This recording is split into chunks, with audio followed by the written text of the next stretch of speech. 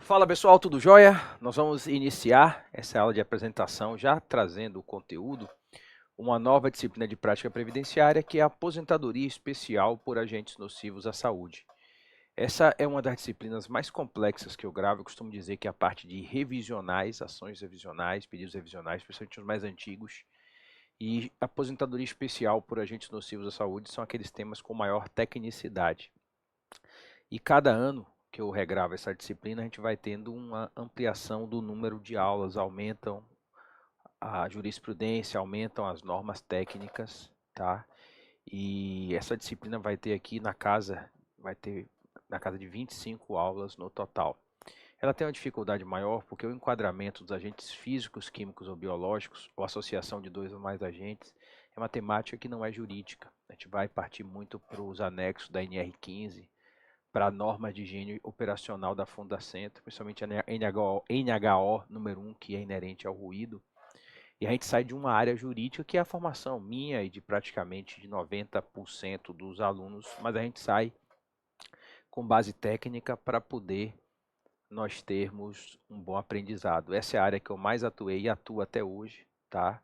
Eu tenho um livro de aposentadoria especial por agentes nocivos à saúde na editora Juspodium, de cerca de 1.500 páginas. Então, é um tema que eu conheço um pouquinho. Então, a gente vai trabalhar com muita coisa importante. Esse aqui é um programa mínimo, tá? Isso aqui é só o básico, a gente vai avançar muito mais nisso aqui. Qual é o nosso programa mínimo? Tempo especial e aposentadoria especial, segurados acobertados, documentos, registros ambientais e formulários, renda mensal, agentes nocivos, divergências entre o INSS e a jurisprudência, eletricidade, vigilantes, rol de agentes nocivos, agentes quantitativos e qualitativos, agentes cancerígenos da LINAC, que é uma lista norte-americana, normas de regulamentação, regimes de presunção e direito adquirido, enquadramentos por analogia, jurisprudência e INSS, EPI eficaz e EPI ineficaz, pontos controvertidos. Adentraremos a questões processuais também, prova técnica, perícia judicial, prova por similaridade, os inúmeros impactos da emenda 103, o regulamento que atualizou o decreto 3048, que é o decreto 10.410 de 2020, e novas decisões judiciais. Em todos os temas veremos a posição do INSS, do Conselho de Recursos da Previdência Social, que é a posição administrativa, e a posição do Poder Judiciário, em especial Supremo Tribunal Federal, STJ e TNU. Serão mais de 100 decisões judiciais aqui estudadas.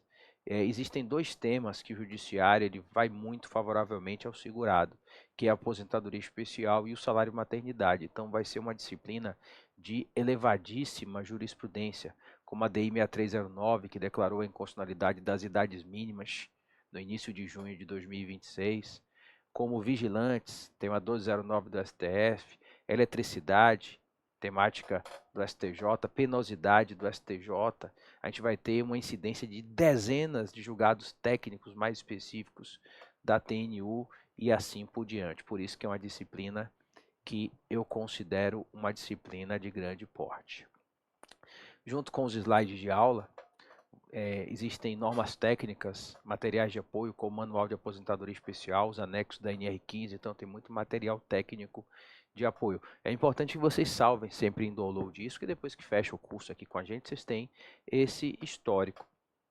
E aqui, além do regramento constitucional, na emenda 103, principalmente o artigo 19 e o artigo 21, né, tivemos inconstitucionalidade, veremos no artigo 19, a regulamentação básica, nossas principais fontes para o estudo da disciplina em termos de normas jurídicas, são os artigos 57 e 58 da Lei 8213, os artigos 64 a 70 do Decreto 3048, que é o regulamento da Previdência Social, na Instrução Normativa INSS PRES 128 de 2022, do artigo 260 até o artigo 302, e a Portaria de Benefícios da Diretoria de Benefícios do INSS, a 991 de 2022, dos artigos 207 e 301.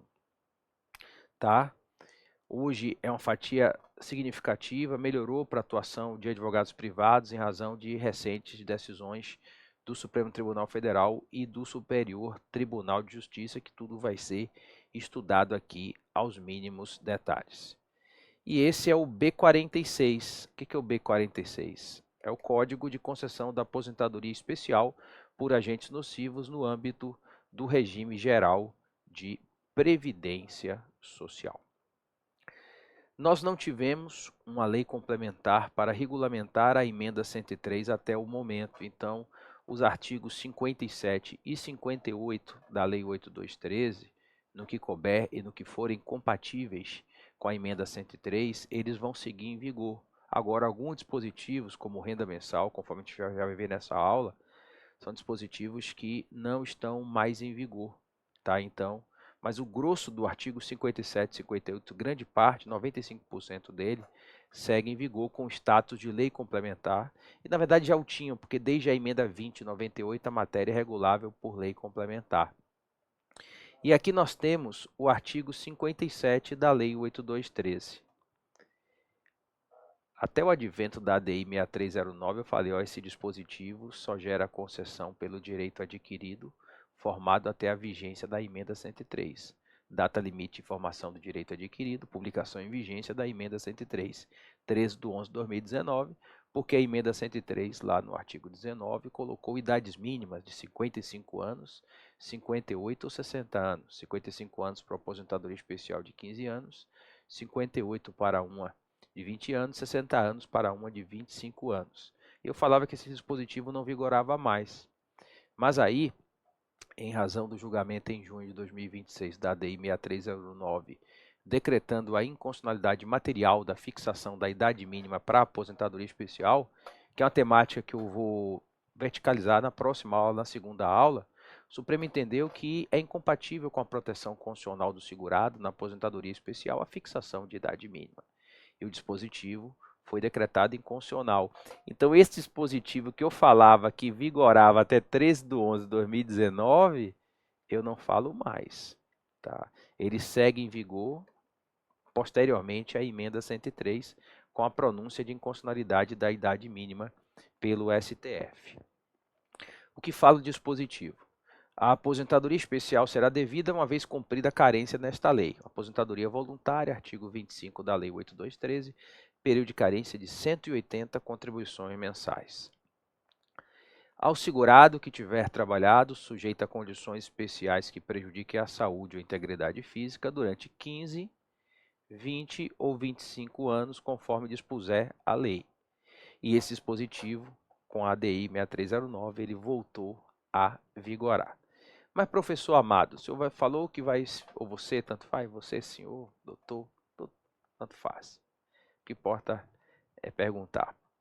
Você falou que a ADI 6309 derrubou a idade mínima da emenda 103 para aposentadoria especial, que constava no artigo 19, desde o início de junho de 2026. Então, ficou a mesma coisa? Em termos de requisitos, sim. Mas em termos de renda mensal, não. Porque, de acordo com o artigo 57 da Lei 8213, no parágrafo 1º, nessa regra antiga, a aposentadoria especial correspondia a 100% do salário de benefício. E nessa época, até a emenda 103, o salário de benefício era a média dos 80% maiores do salário de contribuição, a partir do Plano Real, que é julho de 1994. Então, esse ponto é um ponto que foi modificado. Conforme a gente vai ver mais na frente, tá? A gente vai ver na próxima aula, pela regra nova, parte de 60% do salário de benefício. Além disso, o salário de benefício após a emenda 103, ela é a média de todos os salários de contribuição a partir do Plano Real. Então, a renda mensal mudou. Né? E veremos também que a nova renda mensal o Supremo manteve na ADI 6309. Então, em termos de requisitos, antes da emenda 103 e após a emenda 103, com a pronúncia de inconstitucionalidade das idades mínimas feitas pela ADI 6309, em termos de requisitos, houve preservação, mas não em termos de renda mensal. Por isso que, mesmo após o advento do julgamento da ADI 6309, persiste sendo importante verificar se o segurado implementou todos os requisitos até 13/11/2019. Porque se ele implementou todos os requisitos até a vigência da emenda 103, a reforma constitucional previdenciária de 2019, ele tem direito à concessão do benefício com base na fórmula antiga, que se mostra mais favorável porque ela tem proventos integrais. Ela é de 100% do salário de benefício. E o salário de benefício também tem um cálculo mais favorável, porque pela regra antiga, normalmente ela é melhor que a regra nova, porque você consegue descartar de modo fixo os 20% menores salários de contribuição. Então, continua sendo relevante o recorte do direito adquirido com requisitos implementados até 13/11/2019, em razão de pegar a renda mensal antiga, que em praticamente todos os casos vai se mostrar mais favorável. Muito difícil, embora possa acontecer, e vou demonstrar isso na segunda aula, mas é muito raro, tanto que eu nunca vi, que a renda mensal antiga não seja melhor que a nova renda mensal. Esse era o texto do artigo 201 da Constituição Federal, parágrafo 1º. A última alteração foi a emenda 47, que botou as pessoas com deficiência. É vedada a adoção de requisitos e critérios diferenciados para a concessão de aposentadoria aos beneficiários do regime geral de previdência social, ressalvados os casos de atividades exercidas sob condições especiais que prejudiquem a saúde ou a integridade física, e quando se tratar de segurados com deficiência, nos termos de lei complementar.